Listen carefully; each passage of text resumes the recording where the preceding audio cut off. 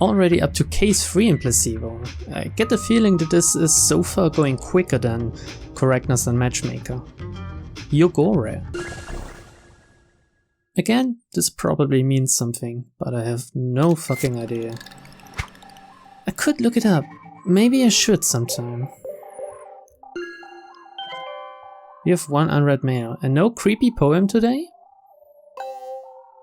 No, but today's word instead. Today's word. Dead zone. A space with no sound, a silent world meant to make people nervous. Or, in psychological terminology, it is the mental state of achieving a goal and then losing sight of the road ahead, accompanied by a sense of duty giving up and a sense of hopelessness, or the place between life and death.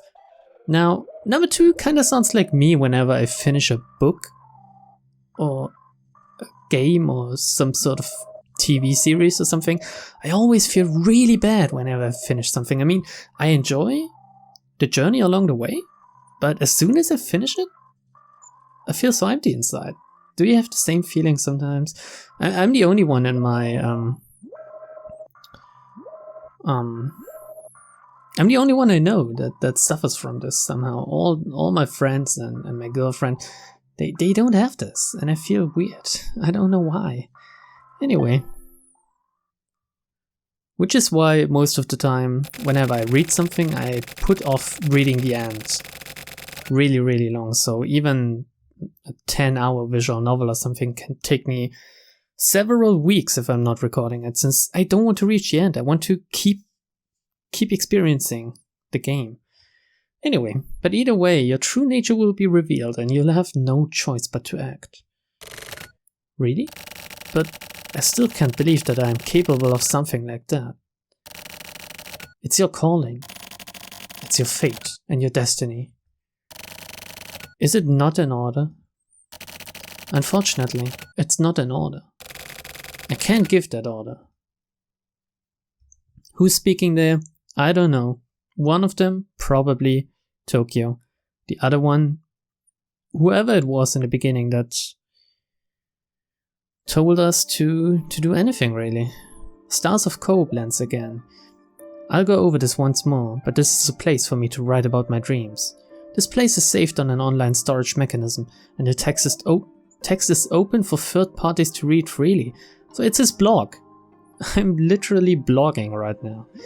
Why am I even bothering to write something like this anyway? I can't think of a good reason now. It may simply be that writing something, anything, has just become a habit or a compulsion. Just like how when a person wakes up in the morning, brushing their teeth is a habit or compulsion. Habits and compulsions have stronger power than things with clear reasons. And with that, I'll continue to write about my dreams. The nightmare is set in the 25th ward. So many people have died. Accidents, murders, suicides. They all look different, but they're all the same in the end. The same types of deaths repeated. How many people have died? Not a single resident believes that the figures publicized were true or correct. On the other hand, there is no life. Nobody was born and raised in the 25th ward. The place is a huge morgue.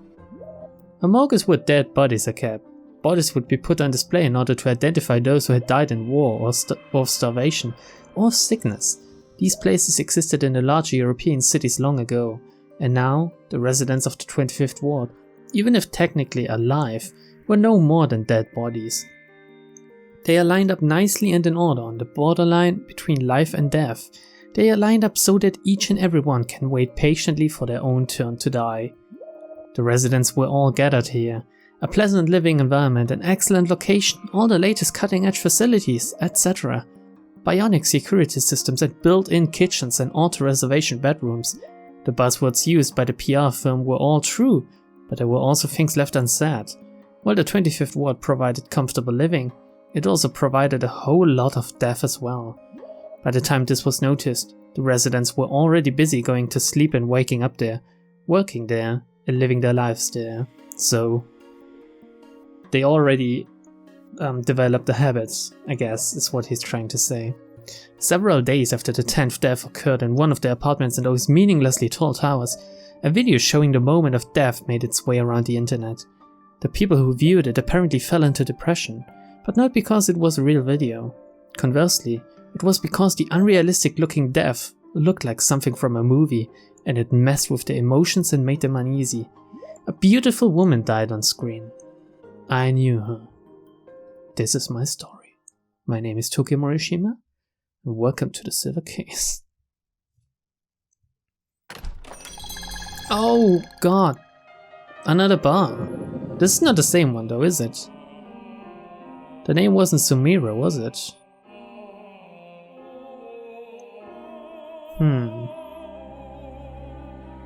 It looks similar.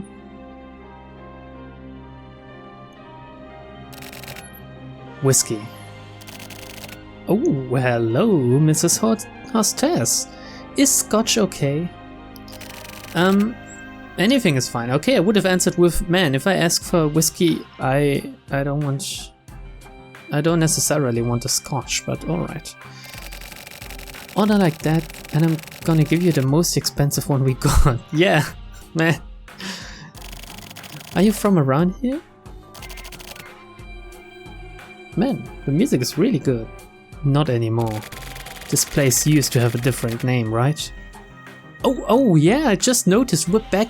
Do I have a mouse cursor? No, but look at the top of the screen, we're back in the 24th ward. So this is the old bar, but the barkeeper changed, and they changed the name as well apparently. So you used to be a regular, huh? It was called Jack Hammer, wasn't it? Yeah, I bought this place with all the furnishings. Did you know the old master? A pervert. Wasn't he gay? And kinda like an outcast of society, because in the world of the Silver Case, or probably back in 1999, being gay wasn't as accepted as it is now. That's about all I can remember. So he's not necessarily a pervert, he was just different. Shit. Me too. You're funny. No, I really can't remember. There's no way to forget that memorable face though, right? I do see it right in front of my mental eye right now. He had a mustache and he looked really dignified somehow. Can I smoke here? There's an ashtray over there. Yeah, right in front of you. Thanks.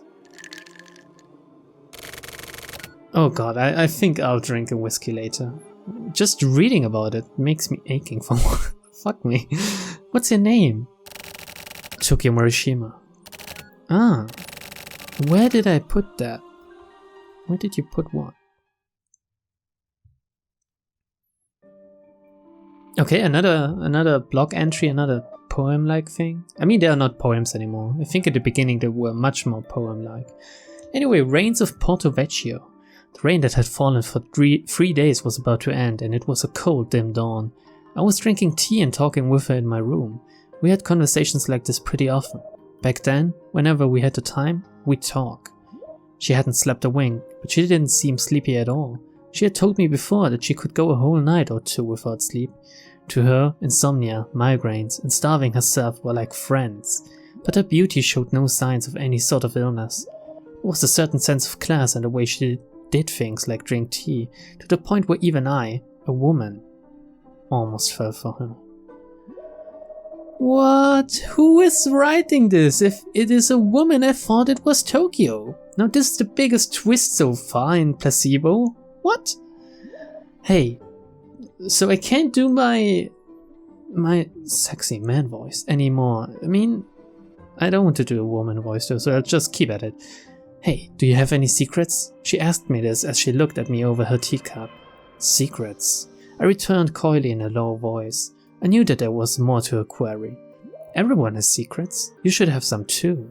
Stating things in a somewhat condescending manner was a habit of hers, especially when she was speaking to me. Having secrets. I thought about this a while. I imagined how I'd change if I had secrets. At the time, I hung on her every word, listened carefully, and was extremely interested. I don't like the 25th ward. The topics of conversation always changed quickly. Why are so many people dying? Because there are people killing them. That was my answer. Who is killing them? The Regional Adjustment Bureau. Where exactly did you hear that from? You know who. She had nothing to say about you know who. Why do the Bureau agents kill residents? for adjustment. That's just a different word for it. What do you mean? You're just using that term as another word for murder. Yeah, it's a more professional sounding term. Maybe they're trying to finish this systematically. Murder usually has a motive. It feels like we're in some kind of suspense novel. I laughed, but she didn't smile in the slightest. Even soldiers killing people in war have motive. It occurs when they see the enemy in front of them. Then what about assassins? Hitmen who get contracted to kill people. They do too, of course, but the word motive is a bit different. Let's fix that.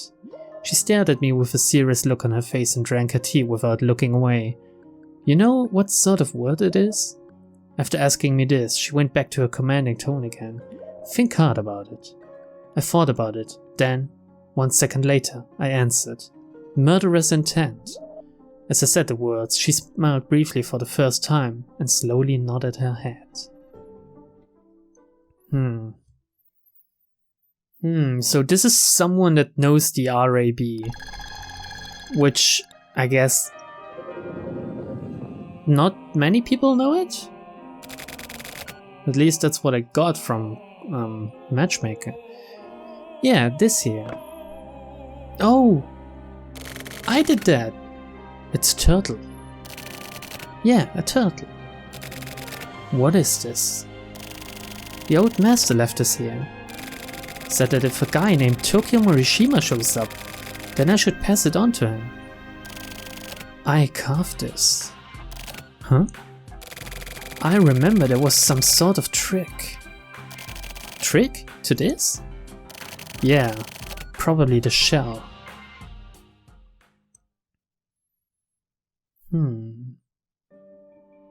Another one! Because I'm not reading enough, apparently. Skies of Jeddah. I wonder what sort of feelings I must have had for her in the beginning. Maybe it was like how a little sister feels about her big sister. Back then, I was still pretty immature and naive. But we weren't actual sisters, and we weren't even friends or acquaintances either. I knew that, so our relationship had a sense of fabrication, or maybe something scripted about it.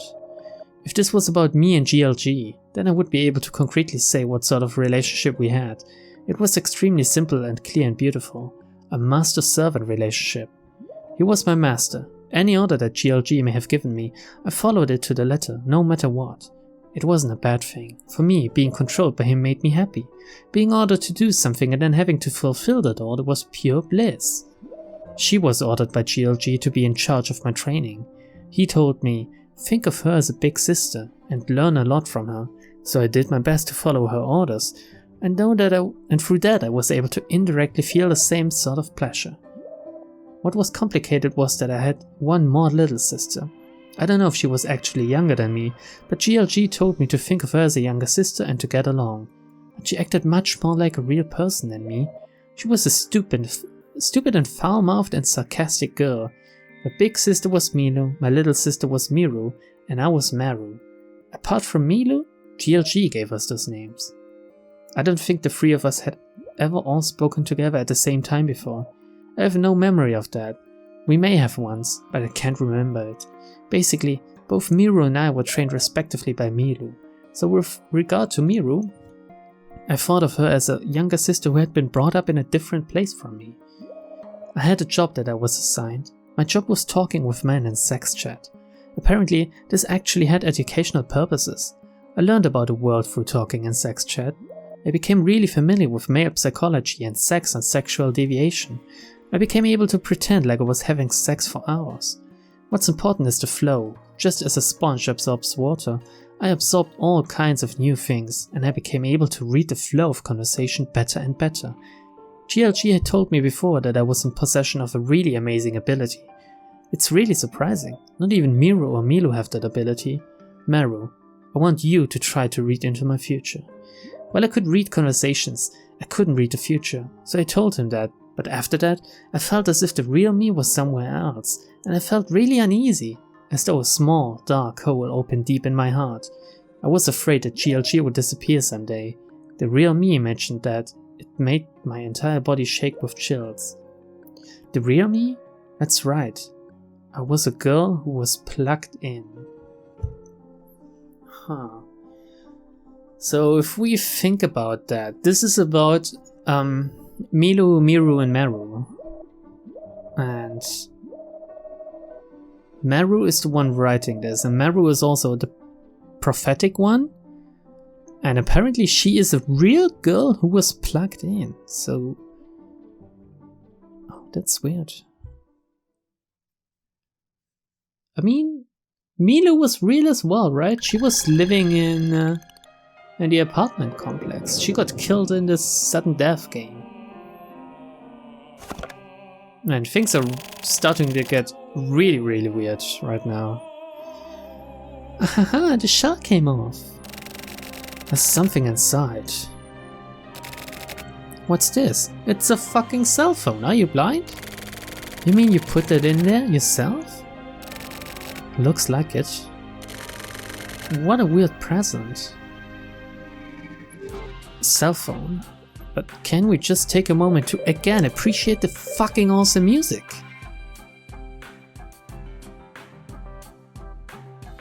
Okay, let's continue. Enough music. You've got mail. Mail? What should be a today's word or something? Hey Tokyo, I set up this trash mail account for you, just in case you ever lost your real one. So you don't miss a single today's word. Kind regards, you yourself, Tokyo Morishima. The mail function is locked. Input your log number. 4 digits. Ah, so it's locked. My birthday. What? I used my birthday for pin codes. You're not supposed to tell that to anyone. Wow, that's pretty dumb. But I don't know my birthday. What? That's way past simply dumb. She's a little bitch, isn't she? Let's read another blog post, shall we? Yes! I knew it. Rocks of Adelaide.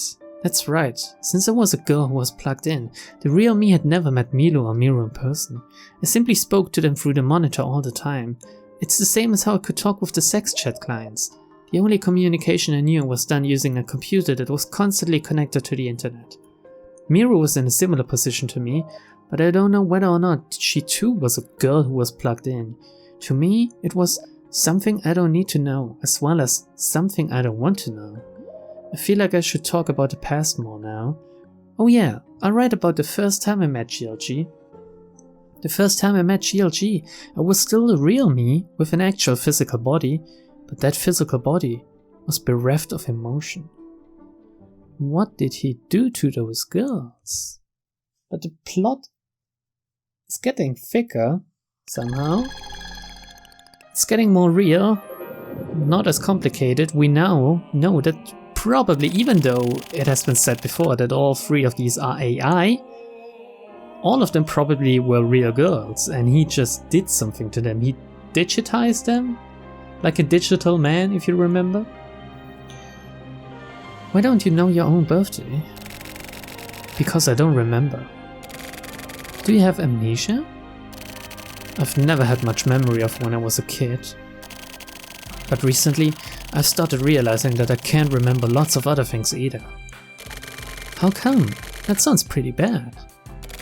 But sometimes I can remember things. Like what, for example? Like this bar, for one. Oh, this place? Yeah, I felt like if I came here, I might be able to remember more. Haha, I see. What a weird customer.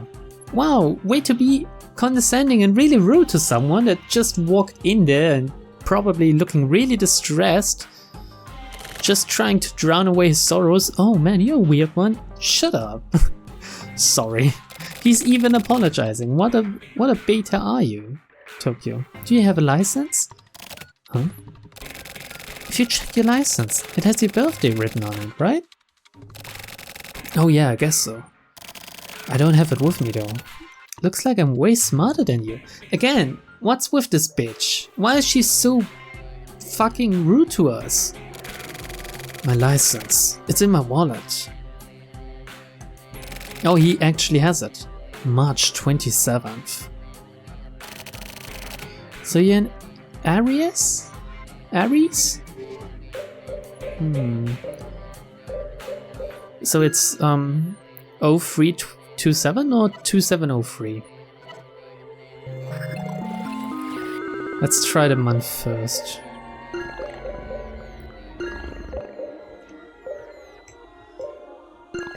Oh, no. I mispressed here.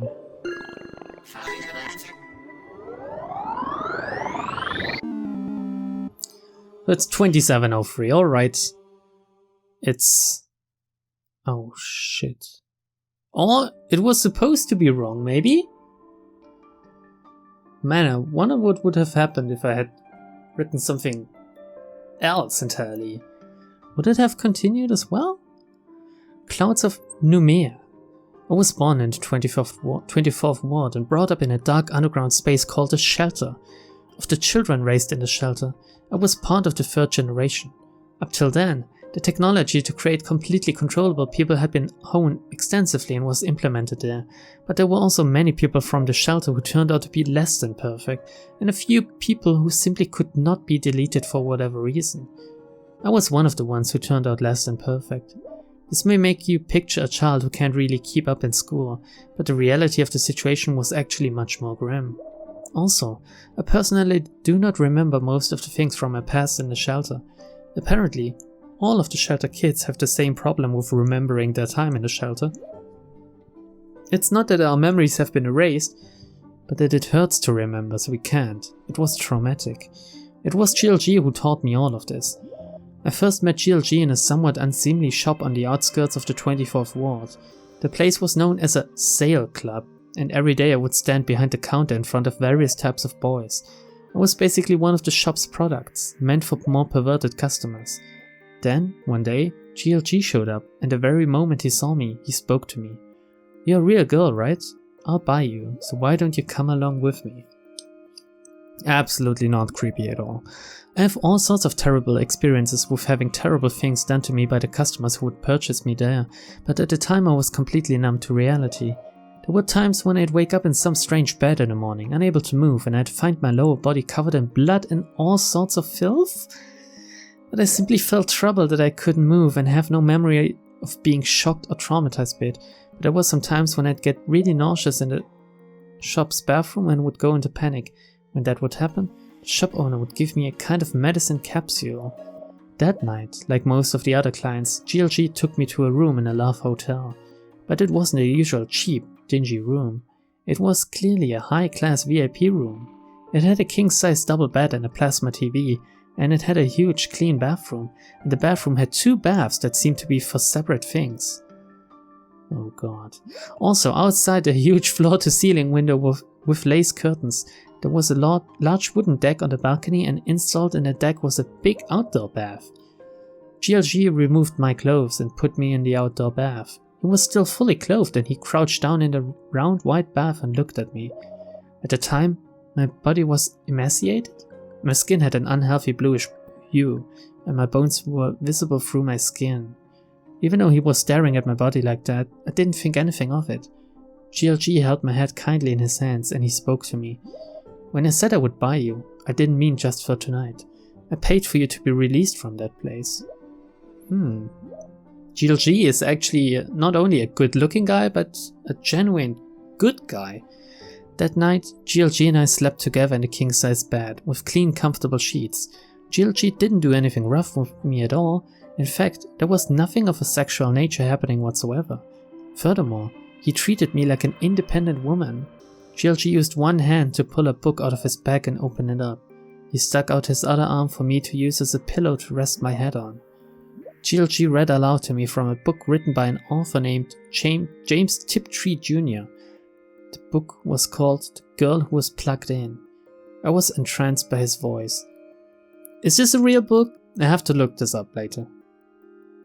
Because if it is, it probably is a really interesting book, if Suda is putting it in his game. Get the feeling that it isn't though, and it's just for the sake of dropping that title.